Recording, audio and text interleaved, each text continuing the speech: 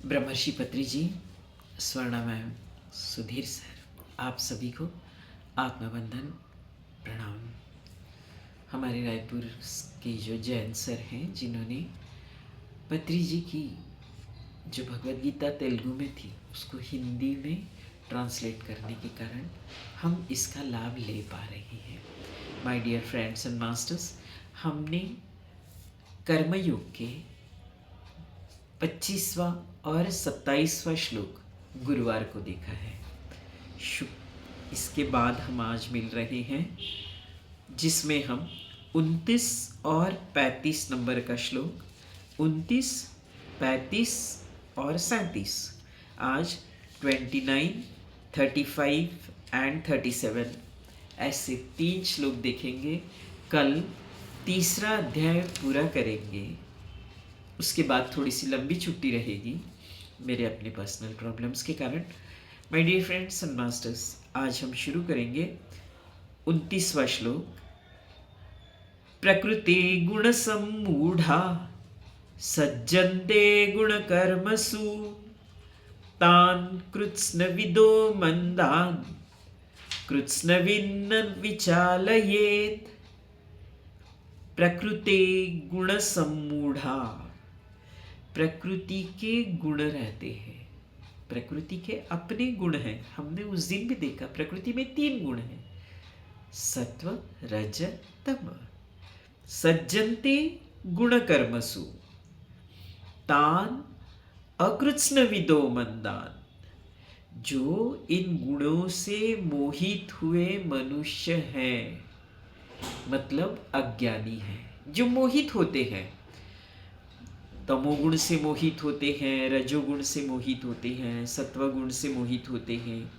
ऐसे जो गुणों में आसक्त लोग हैं, कर्मों में आसक्त लोग हैं, जो अज्ञानी हैं, उनको जो ज्ञानी है, जो लोग ज्ञानी हैं, वो विचलित न करें। हम देखेंगे कि ये अज्ञानी लोग कौन हैं। प्रकृति गुण सम्मूढ़ा, हम और आप जैसे जो लोग हैं ना, जो प्रकृति के साथ बहते हैं। प्रकृति में 3 गुण हैं, हमने देखे, सत्वगुण, रजोगुण, तमोगुण। सत्वगुण हमको फंसाता है ज्ञान के पाश में। मतलब ज्ञान ज़्यादा से ज़्यादा हमको मिले, ज़्यादा से ज़्यादा हमको मिले। ज्ञान मिलने के साथ साथ माय डियर फ्रेंड्स, हमको आचरण में भी लाना है। केवल बहुत लोगों की आदत रहती है, यूट्यूब में सर्फिंग करते रहेंगे, ये सुनेंगे, वो सुनेंगे, ये करेंगे, वो पुस्तक पढ़ेंगे, ये पुस्तक पढ़ेंगे, मगर आचरण में वो चीज़ नहीं रहती। तो हमको केवल ज्ञान को संपादन नहीं करना है, ज्ञान को संपादन करते हुए उसको लोग बोलते हैं मैंने भगवद गीता बहुत बार पढ़ी, मुझे भगवद गीता पता है, अक्षर सिर्फ पता रह। भगवद गीता कंठस्थ करने से कुछ नहीं होगा। Bhagavad Gita my dear friends हृदयस्थ होनी चाहिए।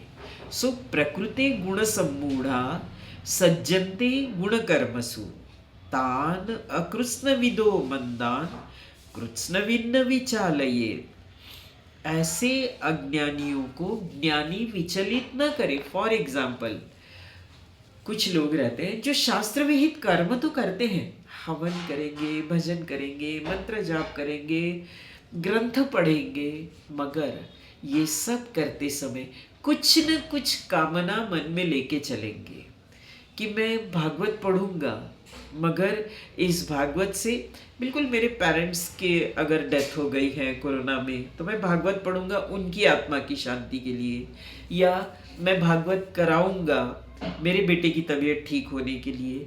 ये जो शास्त्र विहित कर्म फल की कामना से किए जाते हैं, उसको, ऐसे लोगों को हम अज्ञानी लोग कहेंगे। कर रहे हैं शास्त्र विहित कर्म मगर सकाम भाव से कर रही है, इसीलिए उसको थोड़ा सा नीचा दिखाया जाता है। ऐसे लोगों को यहाँ कह रहे हैं कृष्ण कि जो ज्ञानी है वो विचलित न करे। जो ज्ञानी है मतलब इन गुणों से जो बहते नहीं जाते, वो विचलित न करे। ज्ञानी कौन है? कुछ भी हो, मैं जीवात्मा हूँ, मुझे परमात्मा तक पहुँचना है, कुछ भी हो, मैं इन प्रकृति के गुणों में बहूंगा नहीं, बहता नहीं जाऊंगा। सत्व गुण में नहीं बहूंगा, बह जाऊंगा, रजोगुण में नहीं बह जाऊंगा, तमोगुण में नहीं बह जाऊंगा। मुझे इन गुणों में बहना नहीं है, मैं बहने से अज्ञानी बन जाऊंगा। सो इन गुणों में नहीं बहना ही ज्ञानी है, जो केवल जीवात्मा से परमात्मा तक पहुंचना चाहता है, वो ज्ञानी है। एक दो उदाहरण देके मैं बताऊं ज्ञानी को। सबसे पहले हमको ये समझना है कि कृत्स्न विद मंदान, मंद बुद्धि कौन है और ज्ञानी कौन है। आवाज ना करे प्लीज। मंद बुद्धि कौन है? जो अज्ञानी है वो मंद बुद्धि है, जो बहते जाता है वो मंद बुद्धि है। मंद बुद्धि फॉर एग्जाम्पल नेपोलियन था। नेपोलियन बहुत शूरवीर था, किसी बहुत पूरे करीब करीब पूरे जगत को जीतना चाहता था और उसने किया भी, मगर एक युद्ध में वो हार गया क्योंकि नेपोलियन बिल्ली से बहुत डरता था। इतना शूरवीर आदमी सोचो, मगर डरता था बिल्लियों से। तो उसका जो ओपोनेंट था, जो शत्रु पक्ष था, वो नेल्सन करके जो था, नेपोलियन उस युद्ध में हार गया और फिर शुरुआत हुई उसके पतन की। ये अज्ञानता है। इतनी शिखर तक पहुंचा हुआ आदमी मगर एक छोटे से बिल्ली से डर रहा है। क्यों डरता था वो बहुत छोटा था, पल्ले में था। उस समय ऐसे कुछ हुआ कि एक काली बिल्ली उसके छाती पे बैठ गई। तब से उसके दिमाग में बिल्ली से, शेर से ज्यादा वो बिल्ली से डरता था। दिमाग में वो बैठ गया। ये अज्ञानता है।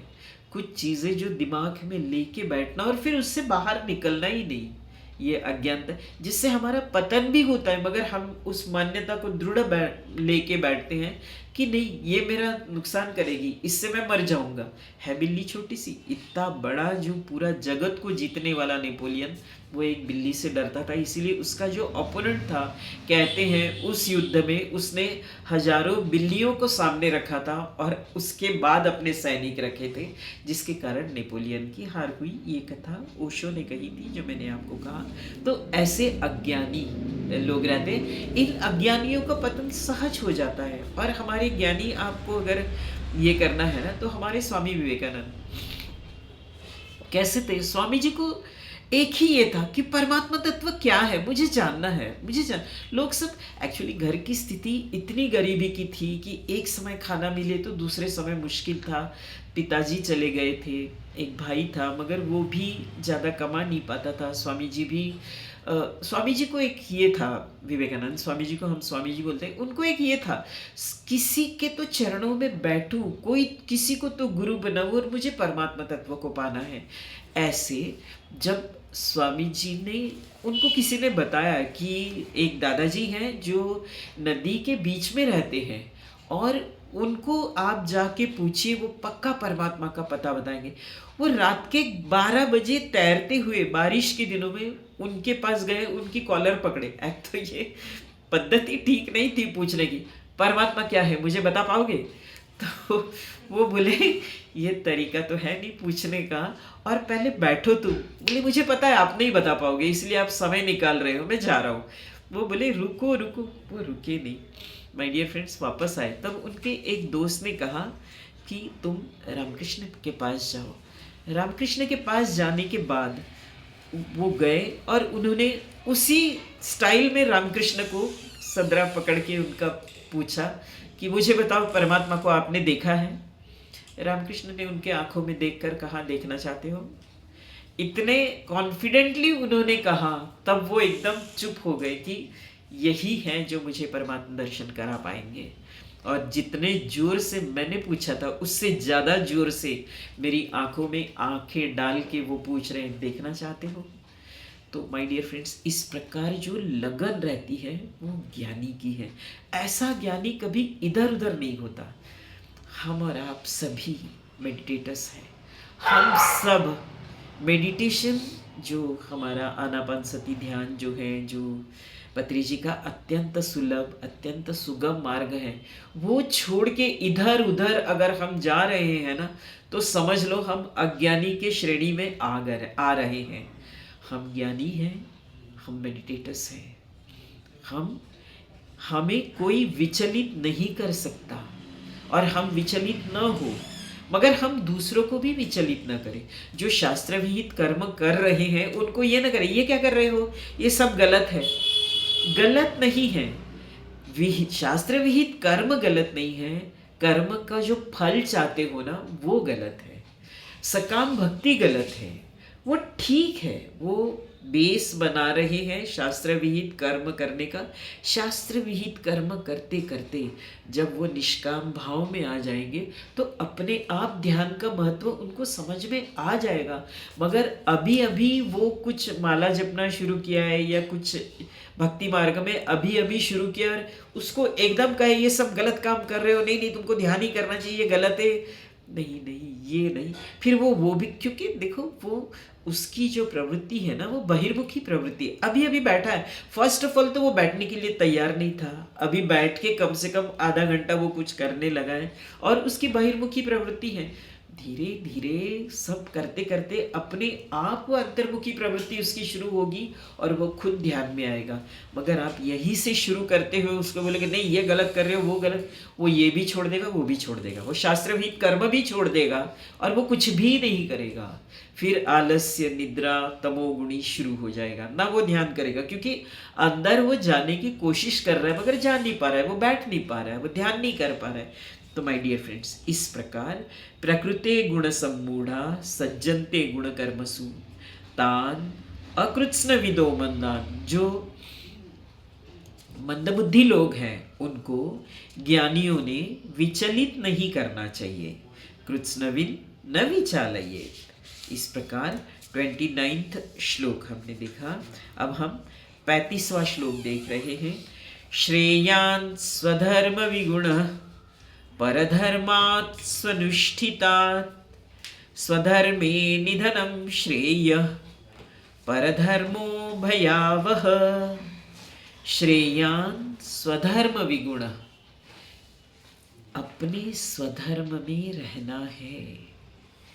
श्रेयान्, इसके दूसरों, परधर्म स्व अनुष्ठितात्,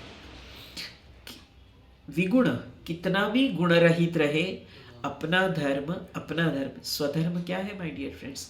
जीवात्मा से, फिर एक बार कहूँ, परमात्मा तक जाने की जो यात्रा है वो स्वधर्म है। फिर एक बार कहूँ, आनापानसति ध्यान अत्यंत आसान है, दुर्गम नहीं है, दुर्लभ नहीं है, सहज है। उसको छोड़ के हम परधर्म, कोई कुछ और कर रहा है, कोई कुछ और कर रहा है, कभी इधर भाग रहे, कभी उधर भाग रहे, कभी उधर भाग रहे, ये सबसे मिलेगा कुछ नहीं। अपने स्वधर्म पर भरोसा रखो। श्रेयान् स्वधर्म, कितना भी निम्न रहे, स्वधर्म विगुण परधर्मात् स्वनुष्ठितात्, परधर्म के पीछे मत भागो। स्वधर्मे निधनम श्रेय, अपने ही धर्म निभाते निभाते मौत आ जाए तो भी चलेगा। परधर्मो भयावह, दूसरे का धर्म हमेशा भयावह है। दूसरे का धर्म मतलब आत्मा से परमात्मा की यात्रा अभी बड़ी कठिन लगेगी, हो सकता है, मगर इस कठिन, ये हमारा स्वधर्म है।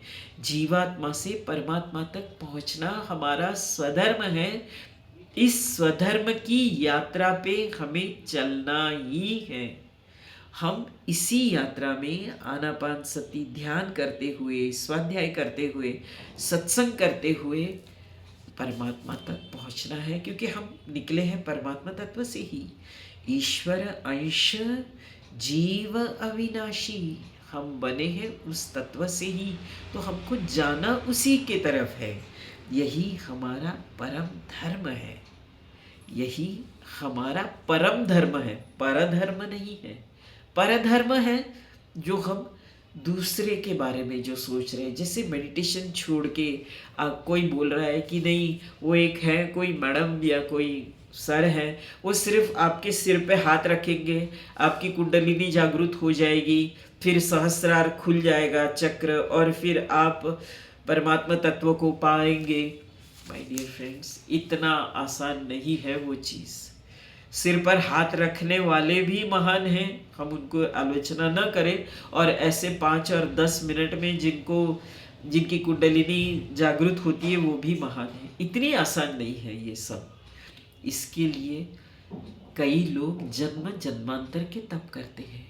हमको तो, हम और आपको एक ही, पता नहीं, हो सकता है हमने बहुत साल, बहुत जन्म पहले बहुत कुछ किया है कि आज हम इस जन्म में आनापानसती ध्यान में पहुँचे हैं। ब्रह्मर्षि पत्री जी जैसे गुरु मिले हैं, स्वर्णा मैम जैसे एनलाइटन पर्सन हमको मिले हैं जो हमें गाइड कर रहे हैं। माय डियर फ्रेंड्स, इस प्रकार स्वधर्मे निधनम, इसमें मौत भी आ जाए ना कोई दिक्कत नहीं है, क्योंकि हम इसके बाद हम देखेंगे 5वें अध्याय में कि मैं एक बार और भी कहा था, अर्जुन पूछता है कि मैं आधे अधूरे रास्ते में मैं सब भूल जाऊं, मैं योगभ्रष्ट हो जाऊं तो मेरा क्या होगा। कृष्ण कहते हैं इसके आगे जहाँ तक हम जैसे कहीं पहुँचने के लिए निकले हैं पैदल, फॉर एग्जाम्पल हम गोवर्धन परिक्रमा करते हैं, वृंदावन जाते हैं तो 21 किलोमीटर की परिक्रमा है। आप जहाँ से निकले हो करीब करीब 7-8 किलोमीटर में आप थक गए, चाय की घुंटी है, चाय पीने बैठ गए, तो आप जब चाय पीने के बाद फिर वहीं से शुरू करोगे ना, आप शून्य से नहीं शुरू करोगे। वैसे ही हमारे जीवन की यात्रा है। अगर इस जन्म में हमने मेडिटेशन शुरू किया है, सत्संग शुरू किया है, स्वाध्याय शुरू किया है, क्योंकि स्वधर्म है हमारा, इसमें थकना नहीं है। क्या है, हमारा स्वधर्म की राह है ना, हमें अगर क्लैरिटी नहीं रहेगी तो परधर्म, दूसरे की राह हमको लुभावनी लगती है। दूसरे, अरे ये तो पहुंच गया, इतने जल्दी पहुंच गया, मैं कैसे नहीं पहुंचा, तो चलो मैं उस मार्ग से जाता हूँ। लेकिन परधर्मो भयावह, वो तो पहुंच गया, तुम शायद ही पहुंच पाओगे, क्योंकि हमारी पीछे की तैयारी कितनी है, पिछले जन्मों की तैयारी कितनी है माय डियर फ्रेंड्स। इसीलिए स्वधर्मे निधनम श्रेय परधर्मो भयावह। कृष्ण यहाँ कह रहे, बहुत सही सूत्र है। श्रेयान स्वधर्म विगुण, कितना भी निम्न लगे, परधर्मात् स्वनुष्ठितात् स्वधर्मे निधनम श्रेय परधर्मो भयावह। हमारे पत्री जी ने बहुत अच्छा एग्जाम्पल दिया है, उसमें 2 एग्जाम्पल दिए उन्होंने। सियार सियार रहता है, शेर शेर रहता है। सियार बोलेगा मैं कल से शेर जैसा दहाड़ूंगा तो नहीं चलेगा, और शेर बोलेगा मैं कल से सियार जैसे चिल्लाऊंगा तो नहीं चलेगा। शेर शेरी है, सियार सियार है। और एक उदाहरण उन्होंने दिया कि रात का समय है, एक मालिक है, उसके पास एक गधा भी है, एक कुत्ता भी है। चोर ने अगर उसके जो फेंसिंग है वहां तक अगर एंट्री की तो कुत्ता भौंके तो ठीक है, कुत्ते का स्वधर्म है चोर या आउटसाइडर्स कोई आने से भौंके। गधा जोर जोर से चिल्लाने लगा तो क्या होगा, मालिक डंडा लेके दौड़ेगा उसको मारने के लिए। इस प्रकार परधर्मो भयावह स्वधर्मे निधनम श्रेय, पर स्वधर्म में मर भी जाए तो चले, मगर परधर्मो भयावह। इस प्रकार कृष्ण ने कहा है, बहुत इंपॉर्टेंट श्लोक है। अगला प्रश्न अर्जुन ने इतना उत्कृष्ट पूछा है, इतना अद्भुत क्वेश्चन है माय डियर फ्रेंड्स, कि कृष्ण हम नहीं चाहते हुए बहुत बार दुष्कृत्य करते हैं। क्यों होता है हमसे ये? हम चाहते नहीं हैं किसी के ऊपर क्रोध करना, हम चाहते नहीं हैं किसी को रूडली बोलना, मगर ये हो जाता है, नहीं चाहते हुए होता है। कृष्ण ने बहुत अच्छा उत्तर दिया है। एक बहुत बड़े मनोवैज्ञानिक है वो, काम एष क्रोध एष। माय डियर फ्रेंड्स, 37 श्लोक है। काम एष क्रोध एष रजोगुण समुद्भव महाशनः महापाप्मा विद्येनमिह वैरिणम्। काम एष क्रोध एष, हमारी जो कामनाएं हैं ना वही सब गड़बड़। हमने देखा है दूसरे अध्याय में, संघात संजायते काम, आसक्ति के कारण कामना बढ़ती है। कामात क्रोधो भी जायते, कामना बढ़ने से कामना पूरी नहीं हुई, हम क्रोध करते हैं। क्रोधो भी जायते क्रोधात् भवति सम्मोह, क्रोध से इतने भर जाते हैं कि सम्मोहित हो जाते हैं, अपने आप को कंट्रोल नहीं कर पाते। क्रोधात् भवति सम्मोह, सम्मोहात् स्मृति विभ्रम, स्मृति भ्रंशात् बुद्धिनाशम, बुद्धिनाशात् प्रणश्यति। इसमें हमारा बुद्धि नाश भी हो जाता है। कहाँ से शुरू हुई है अपनी यात्रा? संगात, कामना से, संगात आसक्ति से, कामना, कामना से यात्रा शुरू ही है। इसका मतलब ये कामना ही क्रोध तक ले जाती है, और ये रजोगुण है। हमारे अंदर 3 प्रकार के गुण हैं, हमने आज शुरू में भी देखा है, सत्वगुण, रजोगुण, तमोगुण। सत्वगुण है जो ज्ञान से बांधता है, रजोगुण है जो कर्म से, रजोगुणी जो रहता है ना, वो हमेशा कुछ न कुछ करता रहेगा। उसे बैठ के सुनना, बैठ के कुछ करना अच्छा नहीं लगेगा। वो खाना भी खाता रहेगा तो कुछ पढ़ता रहेगा या कुछ ऐसे कुछ करता रहेगा, वो शांति से नहीं बैठेगा। कोई भी चीज़ 100% ध्यान दे के नहीं करेगा, वो कुछ न कुछ उसके साथ लगा रहेगा। तो इस प्रकार रजोगुणी, या ये एक चीज़, या तो दिखावा, मैं जो कर रहा हूँ सही हूँ, 4 लोगों ने मुझे अप्रिशिएट करना चाहिए, लाइक करना चाहिए, फिर वो वीडियोस भेजेगा, फिर वो व्हाट्सएप करेगा। ये इस प्रकार माय डियर फ्रेंड्स रजोगुण। और तमोगुण किससे बांधता है? आलस से। आलस से निद्रा तमोगुणी। आलस, वैसे हम देखेंगे अगले श्लोक में, तीनों गुण उतने ही इंपॉर्टेंट हैं। आलस से मतलब अगर हमें कुछ, हमारे हाथ से कुछ दुष्कृत्य हो रहा है, दुष्कर्म हो रहा है, तो उसमें आलस अच्छी बात है। आज नहीं करूँगा यार, ये गलत काम है, मैं कल करता हूँ। हो सकता है 24 घंटे के बाद कुछ बुद्धि ठीक हो जाए, विवेक जागृत हो जाए और हम करें ही ना वो काम, तो हमसे वो दुष्कृत्य बच गया ना। तो उस प्रकार रजोगुण, कर्म तो हम करते ही हैं, रजोगुण कर्म करना, अच्छे कर्म करना। तो ये कामना हमारी जाएगी कैसे? कामना जाएगी माय डियर फ्रेंड्स सेवा से। सेवा करते समय भी निष्काम भाव से सेवा करना है। हम क्या करते हैं, फॉर एग्जाम्पल हम लेडीज़ तो बहुत ये काम करते हैं कि हमको कुछ देना हो ना, दान करना हो, तो ऐसे इंसान को हम दान करें जिससे हमें कुछ नहीं चाहिए। हम क्या करते हैं, दान करना हो ना तो हमारे यहाँ जो सर्वेंट्स आते हैं उन्हीं को देते हैं। इसमें हमारा फ़ायदा भी है कि वो लोग अच्छा भी कहेंगे, पूरे मोहल्ले में अच्छा ही फैलेगी। दूसरी बात ये है कि नहीं, उसको देने से कैसे ना, अगली बार हम कुछ भी कहें तो वो कर लेगी। इसका मतलब हमारा सकाम दान हो गया है, ये नहीं चलेगा। जिसको आप जानते ही नहीं हो उसको दान करना है, उसकी सेवा करना है। सो कामना जाएगी सेवा से। कामना सेवा से जाने से अपने आप क्रोध कम हो जाएगा। रजोगुण समुद्भव, ये क्या है? महाशनो महापापमा, ये ऐसे हैं कि ये खत्म होते ही नहीं है, कामना खत्म होती ही नहीं है, और ये महापापी है। माय डियर फ्रेंड्स, हम और आपको सबको रामायण पता है।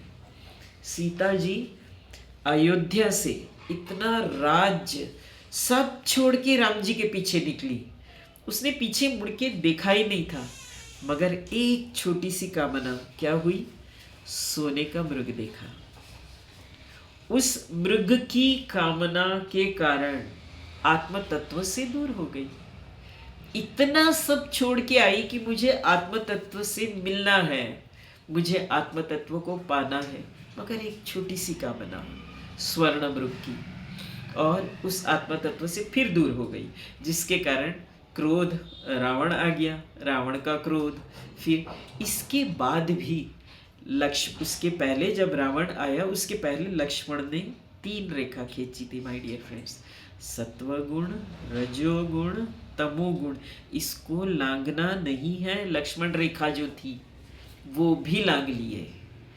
एक कामना क्या क्या करा रही है, संघात संजायते काम, कामात क्रोधो विजात। उस लक्ष्मण पर ही क्रोध किया। जब राम जी गए उस मृग के पीछे, तो उस लक्ष्मण पे क्रोध करके सीता जी ने बहुत कुछ कहा। संघात संजायते काम, कामात क्रोधो विजाते, क्रोधात भवति सम्मोह, सम्मोहात स्मृति विभ्रम। क्या हुआ सीता जी का? आखिर अकेली हो गई, आत्म तत्व से दूर हो गई। लक्ष्मण जैसे वैराग्य पर इतना इल्जाम लगाने के बाद उस वैराग्य तत्व से भी दूर हो गई। ज्ञान, वैराग्य, आत्म तत्व सबसे दूर होने के बाद फिर ध्यान में बैठी, फिर हनुमान के साथ रही, और फिर आत्म तत्व के पाने के लिए 14 साल का, माय डियर फ्रेंड्स, कम नहीं थे वो साल। और फिर उस समय तुलसीदास जी हमारे बोलते हैं, अतः अकेली, एकदम अकेली थी, वन में अकेली थी, मगर राम तत्व आत्म तत्व साथ था। उस समय जो अशोक वाटिका में थी, न आत्म तत्व साथ था, न वैराग्य साथ था। भक्ति अकेली थी, शक्ति अकेली थी। क्यों हुआ ये सब? एक छोटे से ये माय डियर फ्रेंड्स, ये जो हमारे रामायण कहो, महाभारत कहो, ये प्रतीकात्मक है सब, हमको दिखाने के लिए है कि इतना हम भी बहुत बार करते हैं, मैंने ना ये छोड़ा, वो छोड़ा, वो छोड़ा, मगर एक छोटी सी चाय नहीं छोड़ पाते हैं। तो इस प्रकार हम भी ये सब करते हैं। तो कामना मिले अच्छी बात है, नहीं मिले ठीक है, जो कर्म करने हैं वो करने हैं हमको, उसके पीछे मर मिटना नहीं है। सीता जी का वो जो स्वर्ण मृग की कामना इतनी ज्यादा थी कि उसके बिना मैं जी नहीं पाऊंगी, इस प्रकार के भाव उनके मुख पर आत्म तत्व देख रहे थे। तभी वो बोले कि अब ये समय है, इस तत्व से मुझे दूर होना है। और राम जी दौड़े उस मृग के पीछे। माय डियर फ्रेंड्स, इस प्रकार काम एष, क्रोध एष, रजोगुण समुद्भव, ये रजोगुण है सब। महाशनो, ये बहुत भोग वाला है, मतलब ये जल्दी खत्म होने वाला नहीं है। महापापमा, अब बड़ा पाप है। विद्ये नमिह वैरिणम, इसको तू वैरी जान। एक छोटी सी कहानी बताती हूँ, कैसे कामना से क्रोध तक पहुँचता है इंसान। एक लड़का रहता है, वो ऊपर ऐसे रहता है, उसकी गैलरी रहती है, और गैलरी से ऐसे सामने उसको दिखता रहता है एक ओल्ड लेडी, मतलब एक वृद्ध स्त्री रहती है, जो ब्याज से पैसे देने का काम करती है। वो रोज लड़का देखता है कि कई गरीब लोग आते हैं, कोई बर्तन रखता है, कोई सोना रखता है, कोई कुछ रखता है, और पूरे पैसे दे नहीं पाए तो गिड़गिड़ाते हैं कि हम इतना दे रहे हैं, हमारी वस्तु इतनी नहीं मगर आधी तो दे दो, शादी में जाना है। ये गरीब लोग रोज, उसको इतनी गुस्सा आती कि ये 70 साल की हो गई यार, अभी तो कम से कम ठीक रहना चाहिए, लगता है इसको मार डालूं मैं, मतलब इतने लोग परेशान हैं इसके कारण, क्या करेगी। ये बोलते रोज ऐसे बहुत बार उसको लगता है। और एक दिन उसी पे एक समय आता है कि वो अपने कॉलेज की फीस नहीं भर पाता, तो पिताजी को ये करता है, कुछ घर की परेशानी और बढ़ती है तो पिताजी भेज नहीं पाते स्कूल कॉलेज की फीस, और लास्ट डेट जाने के बाद उसको परीक्षा में बैठने के लिए अलाउड नहीं करेगी कॉलेज, इसीलिए वो अपनी घड़ी उसके पास गिरवी रखता है और उससे पैसे लेता है। वो ब्याज के साथ चाहती है, तो ब्याज तो वो दे नहीं पाता ठीक से, तो बोलता है आंटी अभी मैंने थोड़े कम लाए हैं, मगर आप मेरी घड़ी दे दो, मैं ला के दूंगा, मैं सामने ही रहता हूँ आपके। नहीं नहीं बोलती वो, नहीं दूंगा। वो जो गुस्सा इतने दिन का था ना, कामना और गुस्सा, वो धीरे धीरे धीरे रोज एक्यूमुलेट हो रहा था बुद्धि में, और फिर उसको रोज लगता था कि इसका मैं गला दबा के मार डालूं इसको, कितनी परेशान करती। और आज माय डियर फ्रेंड्स, उसने सच में ये काम किया। उससे हुआ क्या? जेल हो गई। कामात् क्रोधो विजायते, क्रोधात् भवति सम्मोह, सम्मोहात् स्मृति विभ्रम, स्मृति भ्रंशात् बुद्धिनाशो, बुद्धिनाशात् प्रणश्यति। वही सूत्र है, महाशनो महापापमा, हमारे जीवन के महापाप कराता है ये, इसीलिए तू इसको वैरी जान। माय डियर फ्रेंड्स, हमारे अंदर के ये जो अवगुण है ना, कामना, क्रोध, ये हमने देखा है जीवन में, इस प्रकार के जो अवगुण हैं, इसको कम करने के लिए एक बहुत अच्छा सॉल्यूशन है हमारे पास, मेडिटेशन। पत्री जी का जो आनापानसती ध्यान है, बहुत ही सुंदर ध्यान है, और इसके साथ हम स्वाध्याय करें, सत्संग करें, ये सब करते हुए हम आगे बढ़े ना, तो ये वैरी हमारे जीवन के कहाँ जाएंगे पता ही नहीं चलेगा। करके देखिए, करने जैसी चीज़ है, कुछ चीज़ें जीवन में करने जैसे रहती है, इसीलिए हम और आप मेडिटेशन करें, स्वाध्याय करें, सत्संग करें। आज बस इतना ही। आप सभी के कारण मुझे भगवद गीता की सेवा का मौका मिला। धन्यवाद।